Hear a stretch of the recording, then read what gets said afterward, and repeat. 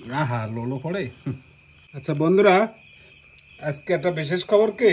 নমস্কার বন্ধুরা, আইল্যান্ড রাসাইতে আপনাদের স্বাগত। এই যে আজকে নতুন একটা রেসিপি বানাবো।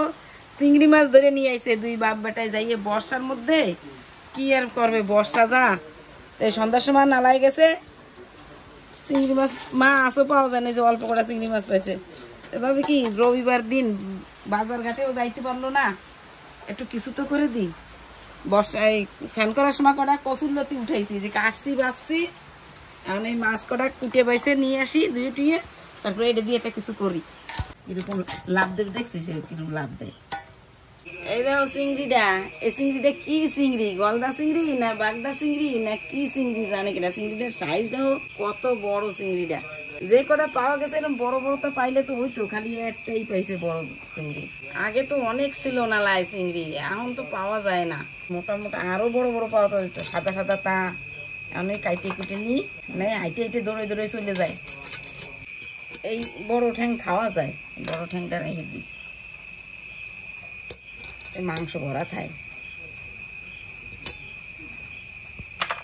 হ্যাঁ বন্ধুরা, এই যে আমার মাছ টাছ কাটা হয়ে গেছে, কাটে ধুয়ে বাইসে টেসে নিয়ে এসি পরিষ্কার করে। আমি গ্যাসও জ্বালাই দিছি, রাত্রি হয়ে যাচ্ছে, একটু রান্না করি তাড়াতাড়ি, সাদা সিধাভাবে রান্না করি। কড়াই গরম হয়ে গেছে, তেল দিয়ে দিচ্ছি। তেল গরম হয়ে গেছে, তেজপাতা আর শুকনো লঙ্কা ফোড়নে দিয়ে দিচ্ছি, আর জিরে।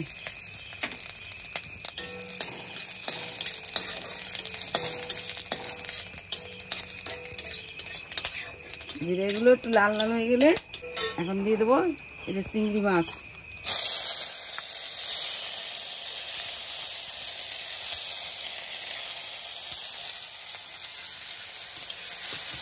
চিংড়িগুলো সব না খোসা ছাড়াই নাই, লাল লাল দেখা যাবে, সুন্দর লাগবে। আর খোসা ছাড়াইলে শক্ত শক্ত হয়ে, নালা চিংড়ি তো শক্ত শক্ত হয়ে যায়। আর এই খোসা খেতে থাকলে রান্না করলে খোসা দিলে খুব সুন্দর লাগে। হলুদ দিয়ে দিচ্ছি,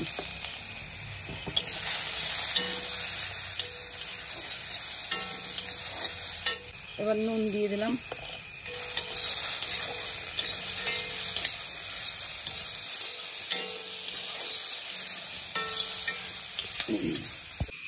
বন্ধুরা এই মাছ ভাজা হইতে থাক, আমি দেখে নারকেলটা চটকাই দুধ বের করতে থাকি।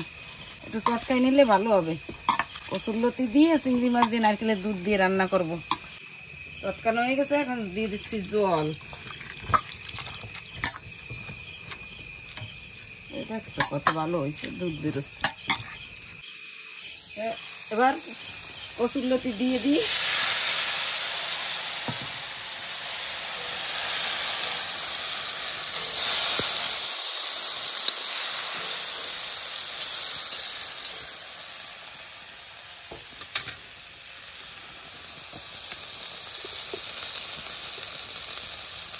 হলুদ দিয়ে দিচ্ছি,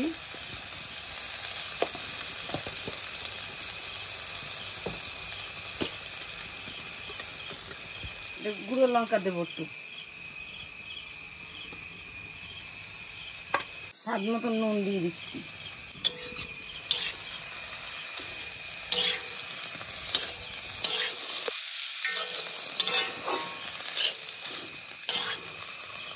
তো দেখি এখন হালকা করে কতটা হচ্ছে, এই তো কমেও গেছে। এখন জল দেওয়ার মতো হয়ে গেছে, জল তো দেবো না, সুন্দর লাল লাল দেখা যাচ্ছে। দেবো নারকেলের দুধ।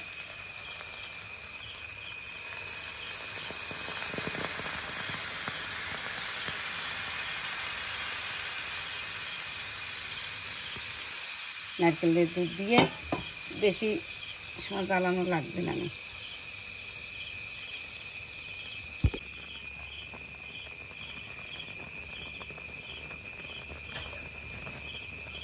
দেই তরকারিটা নাড়া দিয়া কত সুন্দর ঘ্রাণ বেরোইছে। নারকেলের দুধ দিয়ে চিংড়ি মাছ দিয়ে এরকম কচুরলতি দিয়ে রান্না করলে টেস্ট। রান্না করে খাইয়ে দেখবেন আপনারা কত স্বাদ লাগে।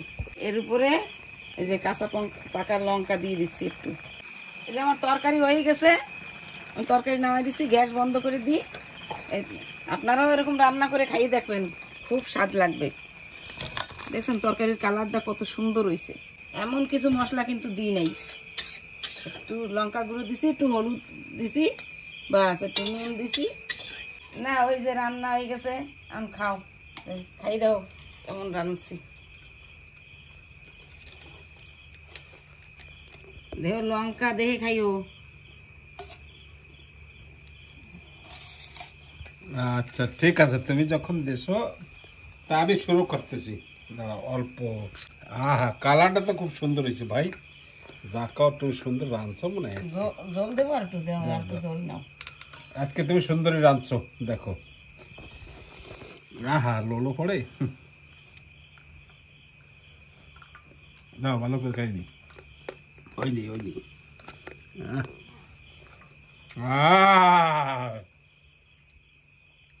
এ তুমি শিখছো কোথায় এত সুন্দর রান্না? আচ্ছা বন্ধুরা, আজকে একটা বিশেষ খবর কি, অনেকদিন পরে নালায় গেছে মাছ ধরতে, বেশ সুন্দর চিংড়ি মাছ পাইছি আমরা দুই বাপ বেটায়। এই দেখেন চিংড়ি মাছ সাইজটাও দেখেন, খুব সুন্দর সাইজ। খুব ভালো লাগছে। আপনারা যে কমেন্টস করতেছেন আমাকে খুব ভালো লাগতেছে। যাই হোক, দেখেন আবারও কিন্তু ভালো সুন্দর সুন্দর ভিডিও রান্না বান্না সুন্দর দেখাবো। যাই হোক, আজকের ভিডিও এখানে আমরা শেষ করছি। খাওয়া দাওয়া সবাই করি।